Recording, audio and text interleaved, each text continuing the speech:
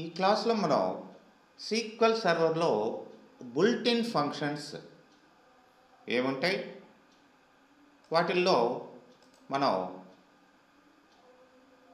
Mathematical functions ఏముంటాయో వాటిని చూద్దాం. తర్వాత కమింగ్ సెషన్స్లో వరుసగా వీటిని కవర్ చేసుకుంటూ వెళ్దాం. అయితే ఇక్కడ ఫంక్షన్స్, ఈ ఫంక్షన్స్ అనేటివి మనకి సిస్టమ్ డిఫైన్డ్ ఫంక్షన్స్, లేదంటే బుల్టిన్ ఫంక్షన్స్, లేదంటే ప్రీ డిఫైన్డ్ ఫంక్షన్స్ అని కూడా అంటాం. ఇది ఒక కేటగిరీ. యూజర్ డిఫైన్డ్ ఫంక్షన్స్ అనేది ఇంకొక కేటగిరీ. ఈ సిస్టమ్ డిఫైన్డ్ ఫంక్షన్స్ లేదంటే బుల్టిన్ ఫంక్షన్స్ ఆల్రెడీ సీక్వెల్ సర్వర్లో వాడు ఇచ్చేసి ఉంటాడు ఈ రకమైన కేటగిరీస్తో. మ్యాథమెటికల్ ఫంక్షన్స్ అని, స్ట్రింగ్ ఫంక్షన్స్ అని, డేట్ అండ్ టైం ఫంక్షన్స్ అని, అంటే ఒక్కొక్క టైప్ ఆఫ్ క్యాల్కులేషన్స్ లేదంటే మ్యానిపులేషన్స్ చేసేదానికి ఒక్కొక్క కేటగిరీ ఆఫ్ ఫంక్షన్స్ వాడు ఆల్రెడీ ఆ డేటాబేస్కి రిలేటెడ్గా ఇవ్వడం జరిగింది. వీటిల్నే బుల్టిన్ ఫంక్షన్స్, ఆల్రెడీ వాడు ఇచ్చిన ఫంక్షన్స్. యూజర్ డిఫైన్డ్ ఫంక్షన్స్ అనేటివి, వీటిల్నే కస్టమ్ ఫంక్షన్స్ అని కూడా అంటాం. ఇవి మన ఓన్గా మనం ప్రిపేర్ చేసే ఫంక్షన్స్. ఇవి లాస్ట్లో మీకు టీఎస్క్యూఎల్ ప్రోగ్రామింగ్ వచ్చినప్పుడు ఆ ప్రోగ్రామ్స్ ద్వారా మనం ఓన్గా ఎలా మన డేటాబేస్కి సంబంధించి అప్పటి నీడ్స్ కోసం, ఆ డేటాబేస్ యొక్క ఆ పర్టికులర్ నీడ్స్ కోసం మనం పర్టికులర్గా మన ఓన్ ఫంక్షన్స్ని, అంటే already apart from the built-in functions, already ఉండే బుల్టిన్ ఫంక్షన్స్ కాకుండా మనం సొంతంగా ప్రిపేర్ చేసే ఫంక్షన్స్ని యూజర్ డిఫైన్ ఫంక్షన్స్ అంటారు. మరి అవి లాస్ట్లో వస్తాయి మీకు. ఓకే, ప్రస్తుతం అయితే మనం ఈ కేటగిరీ ఆఫ్ ఫంక్షన్స్ని మనం చూడబోతున్నాం.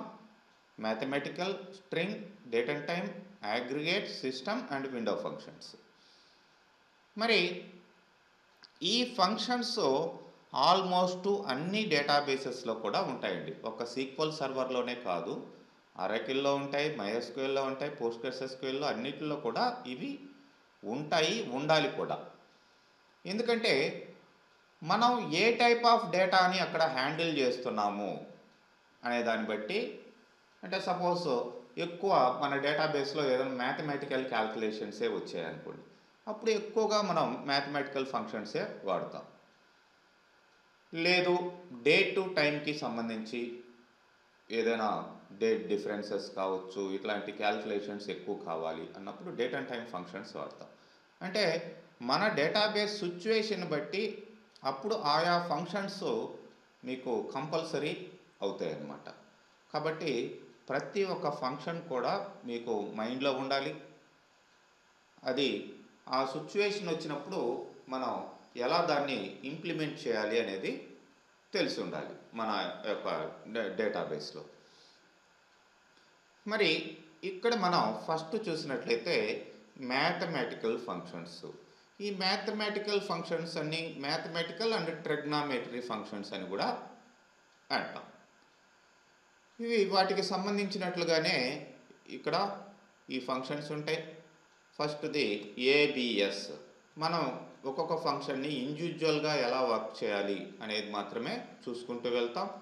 మీకు డేటాబేస్ సిచ్యువేషన్ వచ్చినప్పుడు ఆ డేటాబేస్లో డేటా మీద మీరు అప్లై చేయొచ్చు అనమాట. ఫర్ ఎగ్జాంపుల్ నేను ఇండివిజువల్గా అనుకోండి, సెలెక్ట్ ఏబిఎస్ ఆఫ్ సపోజ్ -25 అని ఇస్తాను. అంటే నేను ఇండివిజువల్ వాల్యూ ఇస్తున్నాను. ఏబిఎస్ ఆఫ్ -25 అంటే జస్ట్ 25 రావడం జరిగింది. అదే +25 అన్నా కానీ 25 వస్తుంది. సో అంటే ABS means absolute value of the given number without any sign. అంటే ప్లస్ ఆర్ మైనస్ సైన్లు లేకుండా డైరెక్ట్గా ఆ వాల్యూని రిటర్న్ చేసేదే ఏబిఎస్.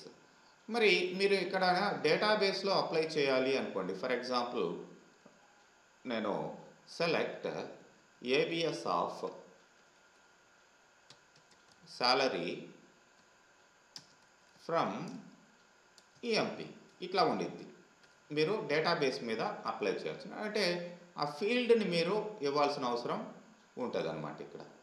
ఓకే, మనం ఇక్కడ ఇండివిజువల్గా చూస్తున్నాం కాబట్టి ఒక్కొక్క వాల్యూని డైరెక్ట్గా నేను వాల్యూని పాస్ చేయడం జరుగుతుంది. సో ఇక్కడ -34 జస్ట్ వితౌట్ ఎనీ సైన్ 34 అనేది రావడం జరుగుతుంది.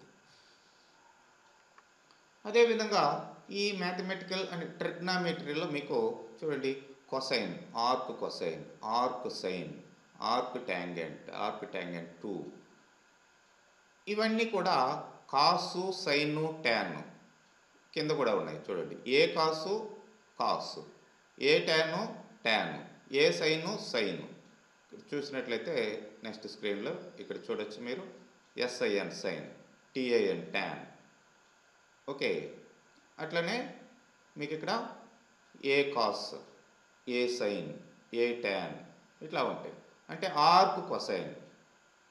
మామూలుగా అయితే జస్ట్ కాస్ అని ఉంటే కొసైన్, ఏ అని ఉంటే ఆర్క్ కొసైన్, కాస్ హెచ్ అని కూడా ఉంటాయి. లైక్ మీకు అరకిల్లో వాటిల్లో కొన్ని ఎక్స్టెండెడ్ ఫంక్షన్స్ కూడా ఉంటాయి. హైపర్బోలిక్ కొసైన్ అట్లా అంటాం కాస్ హెచ్ అంటే. సో మరి ఇట్లాంటి ఫంక్షన్స్ అన్నీ కూడా ఒకే కేటగిరీకి సంబంధించి ఉంటాయి. మనం సపోజ్ ఇక్కడ చూడండి A cos, this function is used to get the angle in radians whose cosine is the specified floating expression. It is also known as arc cosine. మరి ఈ కొసైన్ ఆర్క్ కొసైన్కి మనం సపోజ్ ఏ కాస్ ఆఫ్ ఇప్పుడు floating value అనేది మనం ఇవ్వాలి. For example 0.56 అని ఇచ్చారు. దీనికి ఆర్క్ కొసైన్ వాల్యూ ఇదండి. అదే ఫర్ ఎగ్జాంపుల్ నేను ఏ కాస్ ఆఫ్ 6 అని ఇస్తున్నాను. ఎర్రర్ వచ్చింది చూడండి. And invalid floating point operation occurred. అంటే జనరల్గా ఆర్క్ కొసైన్ వాల్యూ మీకు చూడొచ్చు 0.1 ఇట్లా ఉంటాయి అన్నమాట. అంటే సపోజ్ -1 అని ఇచ్చాను. సో -1 నుంచి +1 దాకా ఏవైతే వాల్యూస్ ఉన్నాయో వాటిల్ని ఆర్క్ కొసైన్ లోపల ఇవ్వాలి. సో వాటికి సంబంధించిన ఆర్క్ కొసైన్ వాల్యూ రావడం జరుగుతుంది. అదే ఆర్క్ కొసైన్ కాకుండా కాస్ కొసైన్, జస్ట్ కొసైన్, ఇది వాల్యూ మారుతుంది. ఇక్కడ మీరు చూసినట్లయితే లైక్ దీని రేంజ్ వేరే విధంగా ఉంటుందన్నమాట. 5 ఇట్లా కూడా మనం ఇవ్వచ్చు. ఓకే, ఇది కాస్ వాల్యూ. అదేవిధంగా a tan, tangent value, a tan of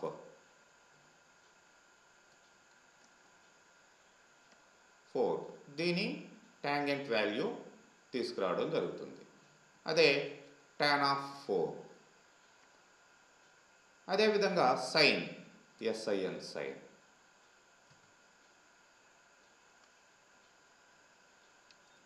అదేవిధంగా ఏ సైన్. చూడండి ఏ సైన్కి మళ్ళీ రేంజ్ మీకు ఇట్లా -1 నుంచి 1 వరకు +1 వరకు రేంజ్ ఉంటుంది. అవే ఇవ్వాలన్నమాట. ఇట్లా మనం ఇవన్నీ కూడా a cos, a sine, a tan, a tangent 2 and cos, sine, tan ఇవన్నీ ఒక కేటగిరీ. ఆ తర్వాత వచ్చేసి మీకు సీలింగ్ అని ఉంది. సీలింగు అండ్ ఇంకా ఇక్కడ ఫ్లోరు, ఇక్కడ చూడొచ్చు ఫ్లోరు, నెక్స్ట్ రౌండ్. ఈ 3 కూడా ఒక category of functions. Ceiling, floor, round. ఇవి ఏం చేస్తాయంటే ఒక నంబర్ని రౌండ్ అప్ చేసి either lower value or upper value ఇవ్వడం జరుగుతుంది ఈ 3 ఫంక్షన్స్. మనం సీలింగ్ చూసినట్లయితే ఇక్కడ సీలింగ్ మామూలుగా సీలింగ్ అంటే టాప్, ఫ్లోర్ అంటే ఏంటండి డౌన్ కింద. మరి సీలింగ్ అన్నప్పుడు మనం ఒక నెంబర్ ఇచ్చినట్లయితే ఆ నెంబర్ కంటే ఎక్కువ వాల్యూని ఇది తీసుకొస్తుంది. ఫర్ ఎగ్జాంపుల్ నేను 456 పాయింట్ ఇలా ఇచ్చానండి. ఇది పాయింట్స్లో ఇలా ఇచ్చాను. దీన్ని సీలింగ్ చేసినప్పుడు మనం ఇచ్చిన నెంబర్ కంటే ఎక్కువ నెంబర్ తీసుకొస్తుంది. చూడండి 457 అని రావడం జరిగింది. 457 ఇక్కడ సింగిల్ పారామీటరే, ఒక పారామీటరే అంటే సింగిల్ నెంబరే మనం ఇక్కడ ఇస్తున్నాం. 456 కాస్త దీన్ని రౌండ్ అప్ చేసి ఎక్కువ నెంబర్ తీసుకొచ్చింది, అది సీలింగ్. అదే తక్కువ నెంబర్ మనం ఇచ్చిన నెంబర్ కంటే తక్కువ రౌండ్ అప్ చేసి తీసుకురావాలంటే ఫ్లోర్ కిందకి డౌన్కి. ఇప్పుడు చూడండి 456 వస్తుంది, 7 రాలేదు, అంటే ఉన్నది కూడా పాయింట్లో ఉన్నది కూడా కట్ ఆఫ్ అయిపోయింది. అదనమాట సీలింగ్కి ఫ్లోర్కి డిఫరెన్స్. మీకు నెంబర్ని ఎలా రౌండ్ అప్ చేయాలి, ఏదన్నా వాల్యూ ఉన్నది, సపోజ్ లైక్ ఏదో ప్రైస్ ఇట్లాంటివి ఏదో మెజర్డ్ వాల్యూ ఉన్నది, దాన్ని మీరు డౌన్ చేయాలా రౌండ్ అప్ చేసేటప్పుడు ఎట్లా చేయాలి అనేది అది సీలింగా ఫ్లోర్ అనేది మీరు డిసైడ్ చేసుకోవచ్చు. మరి దీనికి అడ్వాన్స్డ్ మనకి ఏంటంటే ఇక్కడ రౌండ్ అనే ఫంక్షన్ ఉంటుంది. ఈ రెండింటికంటే కూడా మనకి రౌండ్. ఇక్కడ మనకి సపోజ్ 456.345 ఇక్కడ మనం ప్రిసిషన్ అనేది ఇవ్వచ్చండి. సపోజ్ రౌండ్ అనేది ఇట్లా ఇచ్చేసాం అనుకోండి, ఎర్రర్ వస్తుంది. రిక్వైర్స్ 2 to 3 ఆర్గ్యుమెంట్స్ మినిమం అని అడుగుతుంది. అంటే కంపల్సరీగా ఇంకొక ఆర్గ్యుమెంట్ ఏదో ఇవ్వాలి మనం.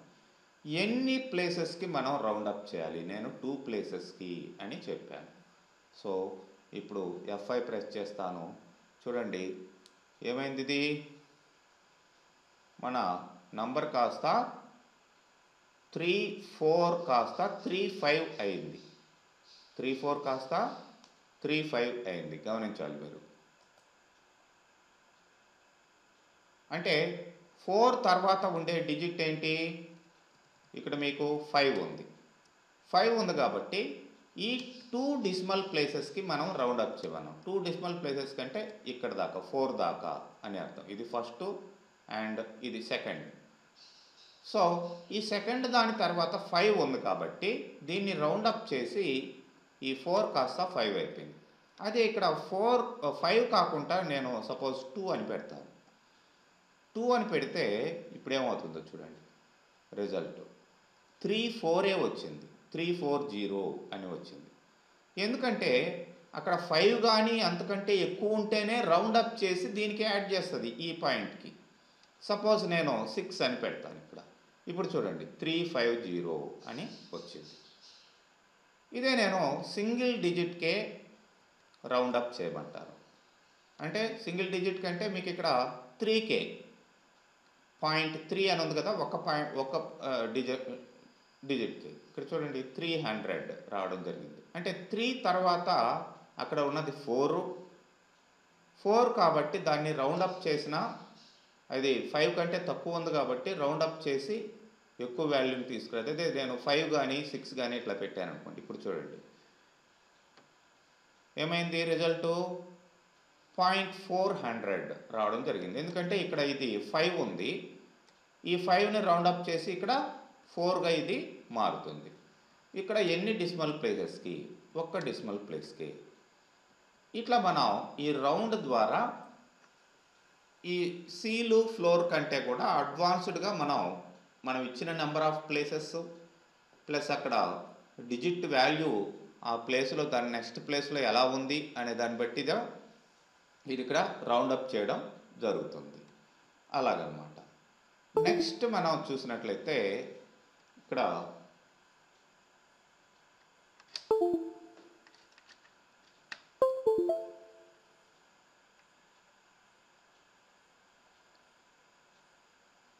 ఇవంతా కూడా సిమిలర్ ఈ ట్రిగ్నామెట్రీ ఫంక్షన్స్, కోటాంగెంట్, ఈ కాసు వీటిలాగానే. అట్లనే next degrees used to convert specified radiant angle into degrees based on equivalent angle. So మనం డిగ్రీస్ ఉంది ప్లస్ ఇక్కడ రేడియన్స్ అని కూడా ఉంటుంది. ఈ రెండు ఒక category functions. This function is used to convert given angle to radians.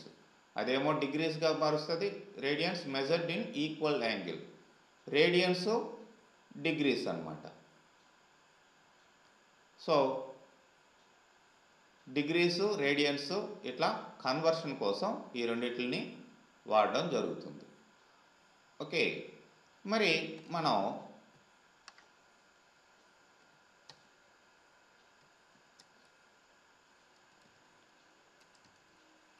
Radians ఇక్కడ మనం సంథింగ్ ఎక్స్ప్రెషన్ ఏదైనా వాల్యూ మనం ఇవ్వచ్చు. ఆ వాల్యూ ఇచ్చినప్పుడు దాన్ని ఏ విధంగా అది రేడియన్స్ డిగ్రీస్గా ఇట్లా మారుతుంది అనేది మనకి చెప్తుంది. లైక్ ఇట్లా ఉంటాయి అన్నమాట. అదే డిగ్రీస్ ఇస్తే డిగ్రీస్ కన్వర్షన్.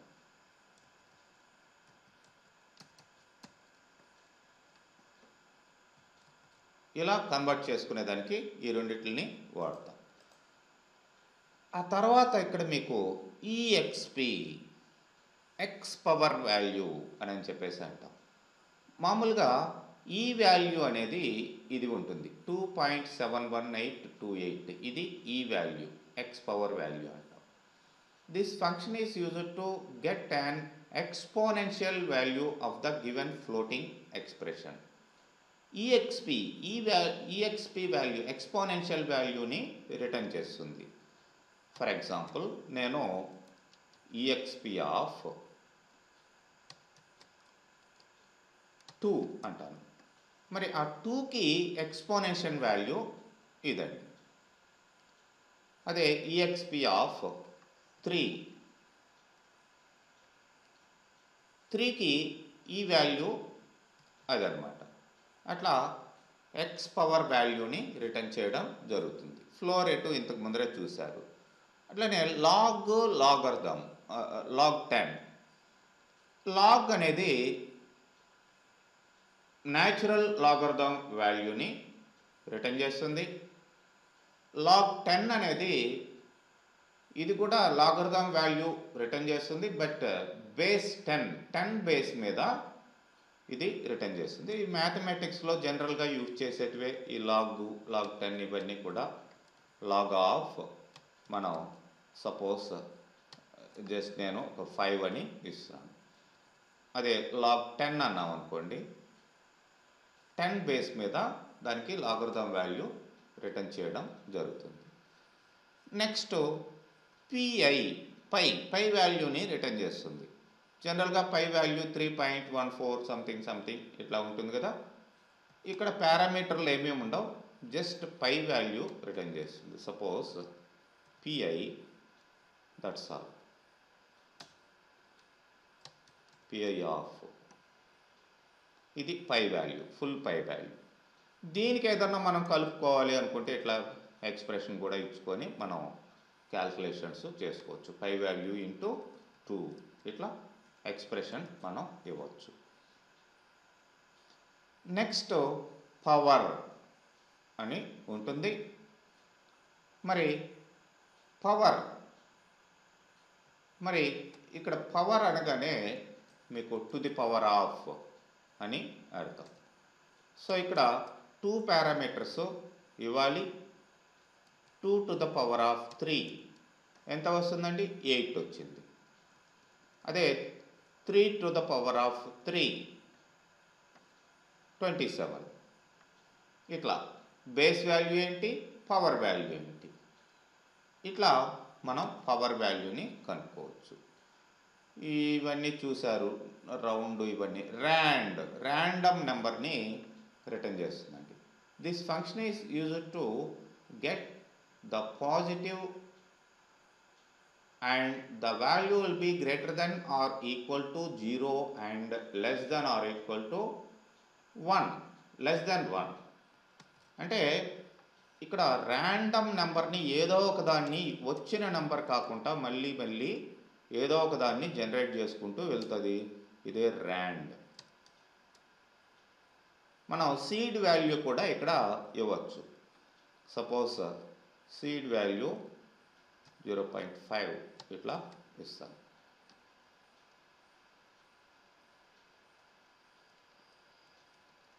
అఫ్ కోర్స్ ఇది ఇవ్వలేదనుకుందాం. ఇప్పుడు చూడండి, ప్రతిసారి కూడా మనం F5 ప్రెస్ చేసినప్పుడు కొత్త నెంబర్ వస్తూనే ఉంది. వచ్చిన నెంబర్ మళ్ళీ రాదనమాట. అదే ర్యాండమ్ నెంబర్ని జనరేట్ చేయడం. ఏదైనా యునిక్ వాల్యూ మీకు కావాలి అనుకున్నప్పుడు అప్పుడు ర్యాండమైజింగ్ చేయడం అనేది కుదురుతుంది. నెక్స్ట్ ఇక్కడ రౌండ్ ఇవన్నీ చూసాం. SIGN సైన్ ఇది వేరే. SIN సైన్ వేరు, SIGN సైన్ వేరు.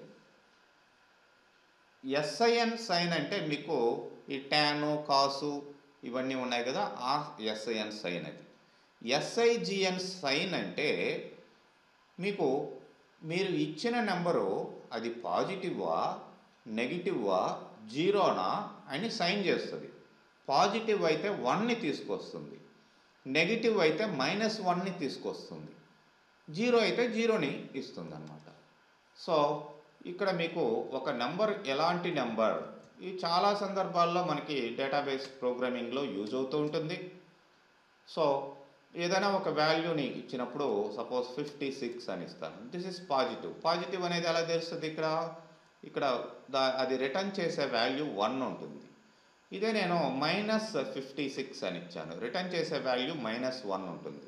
అంటే ఏ పాజిటివ్ వాల్యూ ఇచ్చినా 1 వచ్చింది, ఏ నెగిటివ్ వాల్యూ ఇచ్చినా -1 వచ్చింది. ఒకవేళ ఇది 0 అయితే 0 వచ్చింది. చూడండి ఇలాగనమాట. So next square root. ఈ స్క్వేర్ రూట్ వాల్యూ కనుక్కునేదానికి ఒక నెంబర్కి SQRTని మనం యూజ్ చేయడం జరుగుతుంది. సపోజ్ స్క్వేర్ రూట్ ఆఫ్ 9 అంట. సో దానికి 3 ఈజ్ ద వాల్యూ. ఇలా ఉంటుంది అనమాట. Next square. స్క్వేర్ అన్నప్పుడు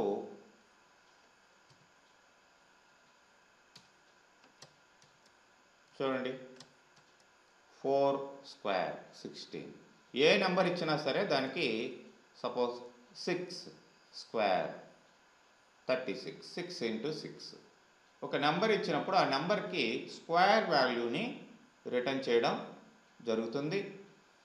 సో ఇవి మనకి ఉన్న మ్యాథమెటికల్ ఫంక్షన్స్. నెక్స్ట్ క్లాస్లో మనం స్ట్రింగ్ ఫంక్షన్స్ లేదంటే క్యారెక్టర్ ఫంక్షన్స్ గురించి చూద్దాం. ఓకే.